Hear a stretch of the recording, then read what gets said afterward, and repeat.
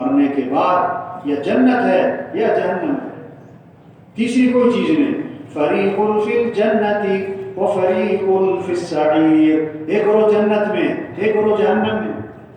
جتنے مر چکے، جتنے موجود ہیں، آئندہ آئیں گے، مرنے کے بعد یا جنت یا جہنم۔ جنت ہے تو ایسی زوردار ہے کہ آپ صلی اللہ علیہ وسلم نے فرمایا کہ جنت کی نعمتوں میں سے کوئی ایک نعمت اتنی مقدار کی جو ایک ناخن اٹھا لے، اگر اس دنیا میں ظاہر کر دی جائے تو ساتوں زمین اور ساتوں آسمان اس سے چمک اٹھیں، ایسی زوردار جنت۔ ہاں، اللہ فرما رہے میں نے وہ کچھ تیار کیا ہے جو کسی آنکھ نے دیکھا ہی نہیں، کسی کان نے سنا نہیں، کوئی وہ چیز سن بھی نہیں سکتے۔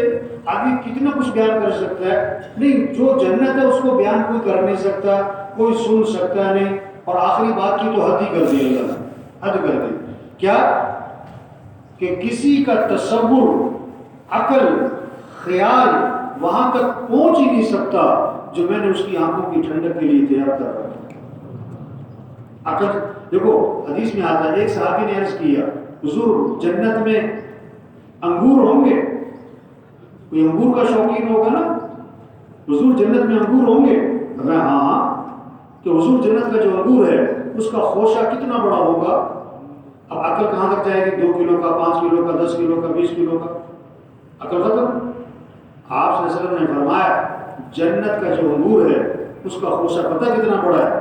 کوا اڑے سیدھا، نہ دائیں جائے نہ بائیں جائے، 1 ہفتہ، 2 ہفتے، 3 ہفتے، 1 مہینے تک کوا اڑتا اڑتا اڑتا اڑتا جہاں تک پہنچے گا اتنا بڑا جنت میں انگور کا خوشہ ہوگا۔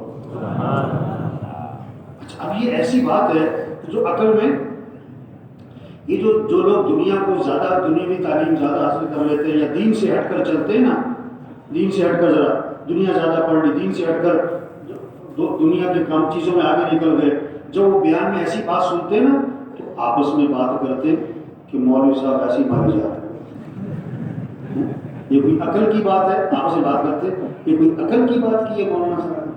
ایک خوشہ اتنا بڑا ہوگا کہ کیا نام کوا 1 مہینے تک اڑتا اڑتا جہاں تک جائے، اتنا بڑا انگور کا خوش، جو کہ عقل کی بات ہے۔